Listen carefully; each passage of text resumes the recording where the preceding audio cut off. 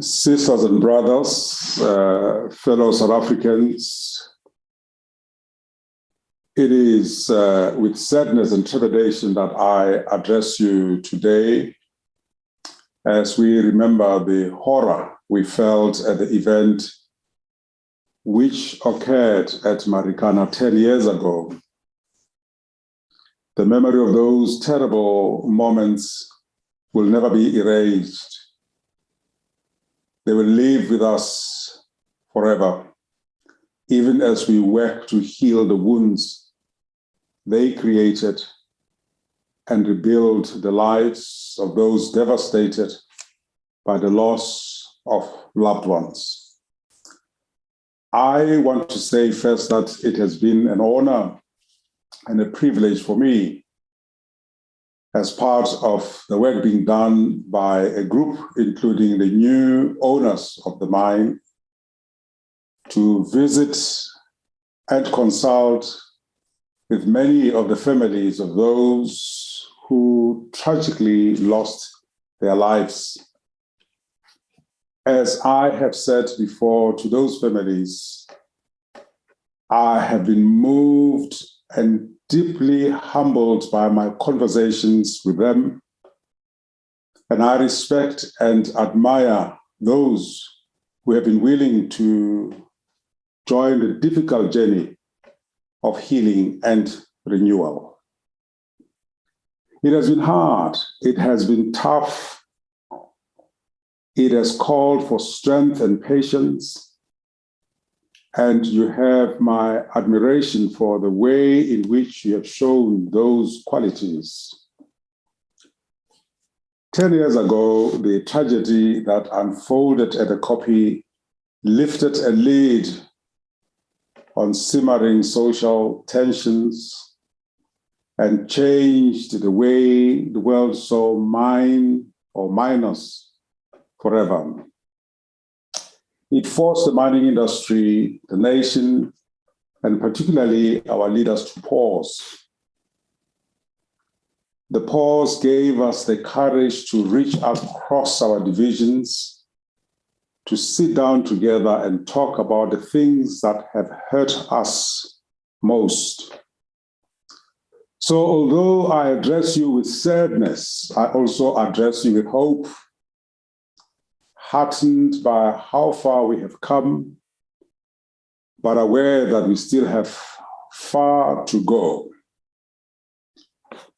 What we are beginning to see is the first green shoots of progress in addressing the issues which led to the tragic events of 10 years ago and dealing in a creative way with their consequences.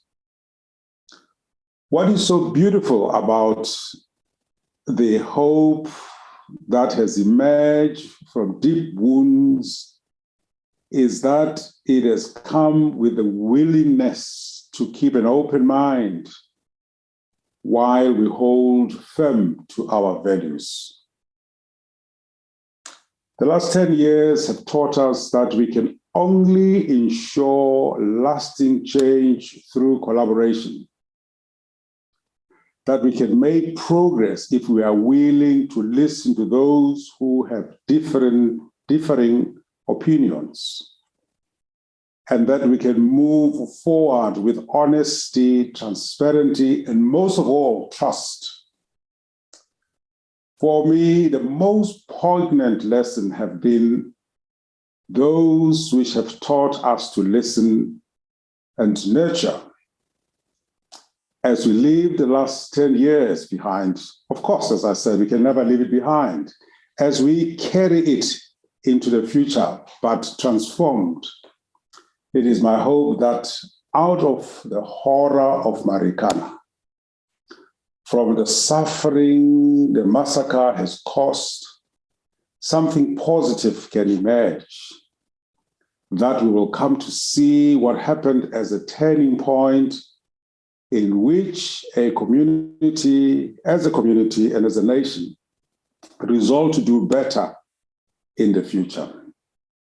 A turning point at which we were all encouraged to hold space for one another, acknowledge our collective struggles, and make real progress towards building better lives for all of us. It is only if we succeed in doing this that the future generations will look back and acknowledge that the event was indeed a catalyst for real change. South Africa, dear friends, is a troubled and hurting place at the moment. May the Marikana renewal process demonstrate to our nation how our suffering and pain can give birth to healing and renewal. Of course, as an Anglican archbishop or a Christian leader, I draw from the sacred texts and my tradition that out of darkness, out of death, we resurrect hope and life. So God bless you, God loves you, and so do I.